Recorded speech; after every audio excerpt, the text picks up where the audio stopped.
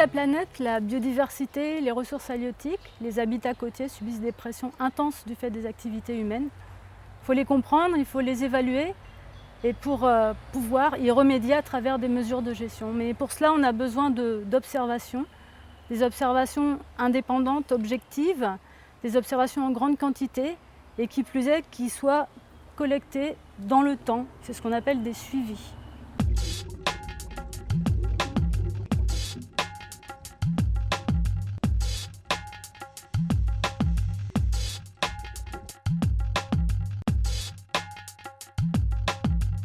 Donc dans le projet Ambu, on utilise deux types de systèmes vidéo. Le premier se nomme Staviro pour station vidéo rotative.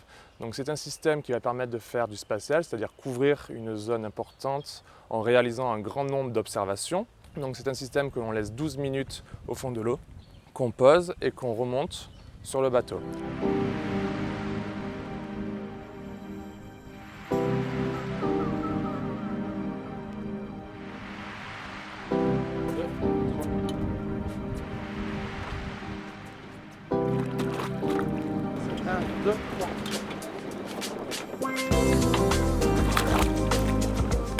La patate.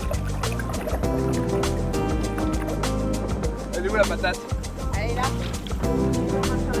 Ouais.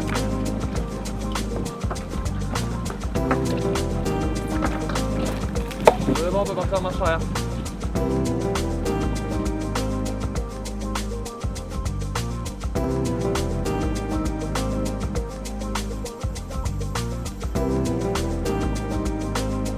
Le second système qu'on utilise, c'est le système Mikado. C'est un système qui lui est couplé à une horloge, à une minuterie qui va permettre de le programmer du début de la journée à la fin de la journée, donc de l'aube au crépuscule, sur des plages de temps variables. Donc on va le programmer de 7h à 7h10, de 8h à 8h10, ainsi de suite, jusqu'au coucher du soleil.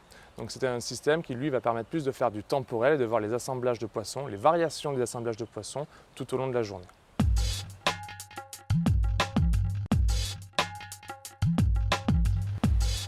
La vidéo rotative, autonome, telle que nous l'avons développée depuis 2007, fournit des observations qui sont indépendantes de la pêche, qui s'affranchissent de la présence d'un observateur sous l'eau et qui n'ont pas de dispositif attirant les poissons, pas d'appât.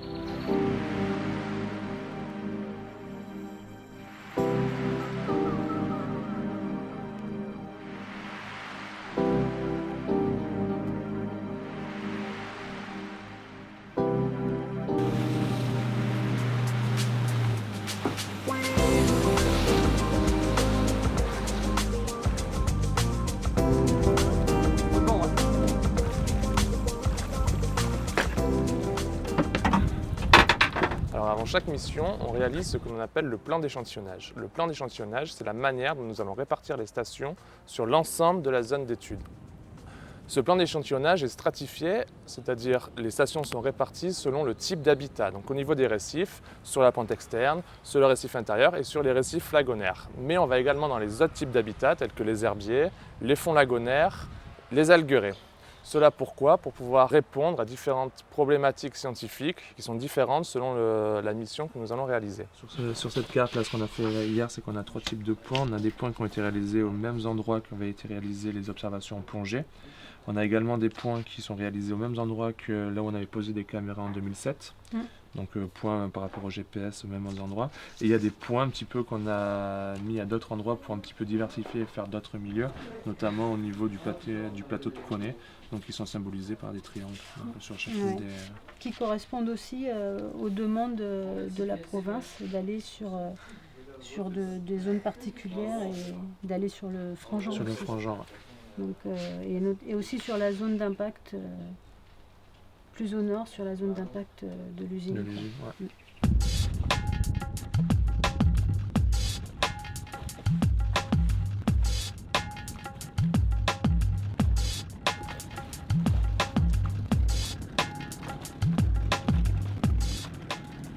Au total, c'est à peu près 2500 stations Staviro qui ont été collectées dans différentes zones des lagons de Nouvelle-Calédonie, des réserves, des aires marines protégées, les îlots du Grand Nouméa, le récif barrière devant Nouméa, la réserve de Wano, la réserve de Poé, la réserve de Borindi, Puebo, Yengen.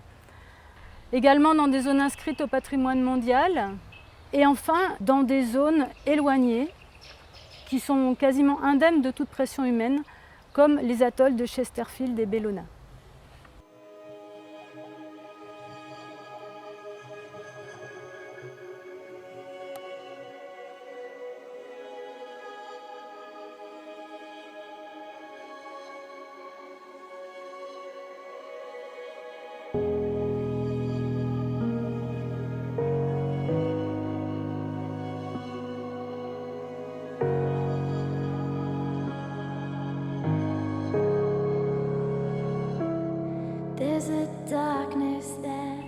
Mais depuis 2010, on a également utilisé cette technique en Méditerranée et on a notamment réalisé des campagnes dans le parc marin de la Côte Bleue, dans la réserve de Cerbère-Banyuls. Et également, des données ont été collectées par mon collègue Marc Bouchoucha de l'Ifremer Toulon dans le Var et en Corse.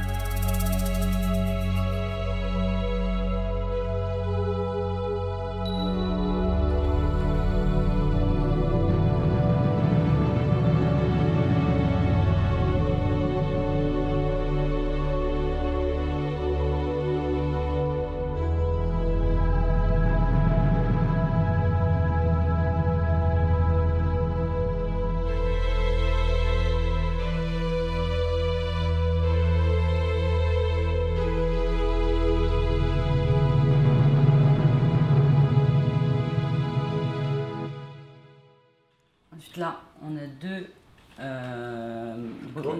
Siganus doliatus, Siganidés. Je vais juste revérifier la taille. Siganidés.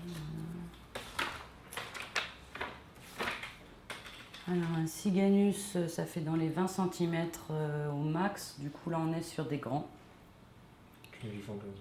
Voilà, grands à moins de 5 mètres, deux grands. C'est bon. Ensuite, là, on a... Alors, lors de l'analyse d'image, on analyse 3 rotations pour chacune des vidéos qui a été enregistrée sur le terrain. On va compter et identifier l'ensemble des poissons observés au niveau de l'espèce. La comparaison que nous avons effectuée et publiée récemment entre des comptages en plongée UVC en point fixe rotatif et la technique Staviro ont montré que plus d'individus et d'espèces de petite taille étaient observés par les UVC et en contrepartie, plus d'individus d'espèces pêchées en Nouvelle-Calédonie ont été observés par la technique vidéo par le fait de ne pas avoir de plongeurs sous l'eau. Tout d'abord, ces images vont servir à calculer des indicateurs sur l'abondance de la macrofaune, principalement des poissons, mais aussi des tortues, sur les recouvrements des habitats, sur les nombres d'espèces rencontrées. Il y a actuellement vraiment un grand nombre d'AMP, d'aires marines protégées qui se créent. Elles sont grandes, les parcs naturels marins, elles sont nombreuses, les sites Natura 2000. Il y a des zones qui sont labellisées, qui sont grandes, comme les sites patrimoine mondial. Et puis donc il y a un besoin immense de suivi et d'évaluation des écosystèmes côtiers. Moi je suis persuadée que notre technique vidéo, elle répond à certains de ces besoins. Et donc notre ambition, c'est bien de la mettre à disposition des gestionnaires, du plus grand nombre de gestionnaires et puis aussi des scientifiques qui sont intéressés.